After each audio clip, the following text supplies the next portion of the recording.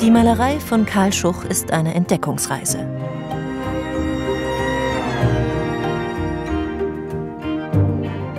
Sie führt quer durch Europa.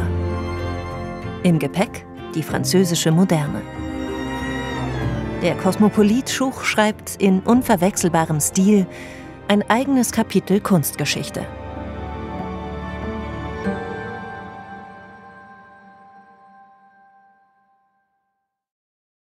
Die Suche nach einer eigenen Bildsprache beginnt für Carl Schuch in Wien. Hier wird er 1846 geboren und absolviert seine künstlerische Ausbildung. Schon früh geht sein Blick auch nach Frankreich. Paris ist damals die Kunstmetropole Europas.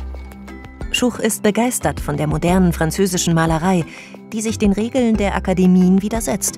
Sie verzichtet auf Idealisierung und will das Gesehene unvoreingenommen wiedergeben. Wie in den Bildern der Maler der Schule von Barbizon. Ihre naturalistischen Landschaften werden für Schuch zum Vorbild.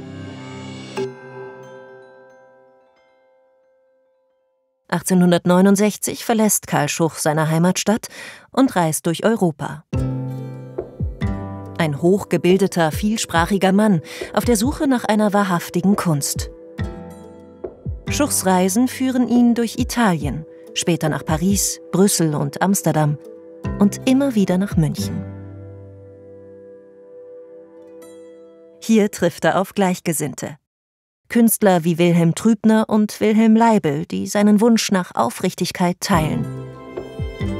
Und seine Bewunderung für Frankreich, allen voran für den großen Gustave Courbet. Courbets Ziel ist die ungeschönte Kunst. Schuch erprobt sein malerisches Können in Stillleben.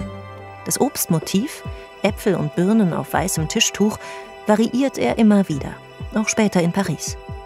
Dabei verändert er die Farben und Gegenstände auf dem Bild oft nur leicht. Häufig benutzt er Leinwände mehrfach. Das Städel-Museum hat 3 Stillleben von Schuch gemäldetechnologisch untersucht.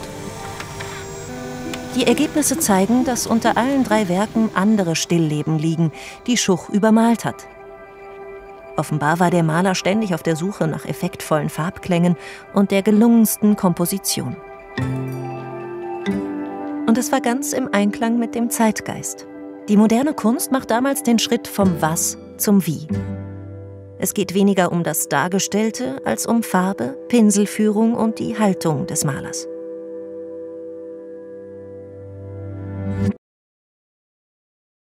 In München erklärt Wilhelm Leibl die reine Malerei zur Maxime. Doch Schuch ist Einzelgänger. Er verlässt die Stadt wieder. Zunächst in Richtung Venedig, wo er zahlreiche Farb- und Lichtstudien anfertigt. Dann zieht es Carl Schuch nach Paris.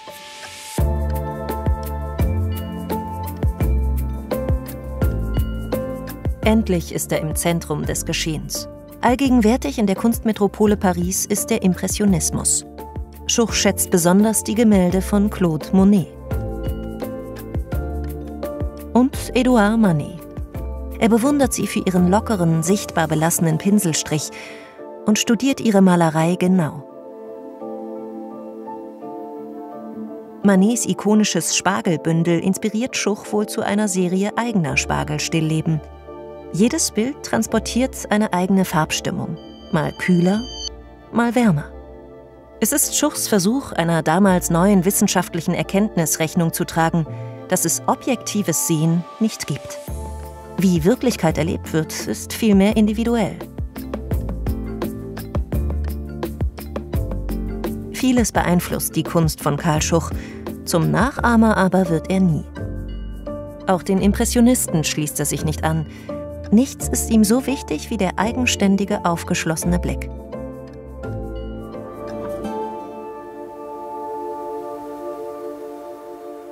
Diese Äpfel sind nicht von Schuch, sondern von seinem Pariser Zeitgenossen Paul Cézanne. Ob die beiden sich je getroffen haben oder die Gemälde des anderen kannten, ist unklar. Auch Cézanne gibt sich nicht zufrieden mit den flüchtigen Natureindrücken der Impressionisten. Er sucht, wie Schuch, eine Malerei, die zugleich individuell und möglichst universell ist. Schon kurz nach seinem Tod wird Carl Schuch mit Paul Cézanne verglichen. Beide entwickeln eine eigene, unverwechselbare Bildsprache.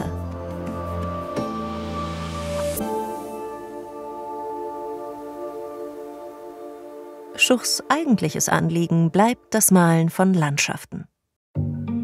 Einige fertigt er direkt in der Natur. Dazu verbringt er seine Sommer in der Franche-Comté, der Heimat seines Vorbilds Gustave Courbet. In der Landschaftsmalerei wendet er an, was er in Stillleben erprobt hat. Malt Motive mehrfach mit leichten Variationen. Aus der Entfernung wirken seine Landschaften realistisch und ruhig. Aus der Nähe erscheinen sie aufgelöst, farbig. Das Motiv erschließt sich nur mit etwas Abstand.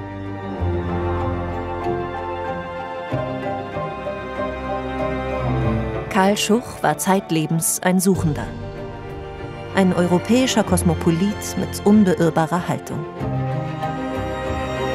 In Paris hat er seinen eigenen Stil gefunden und ein eigenes Kapitel Kunstgeschichte geschrieben. Unverwechselbar, still und eindrucksvoll.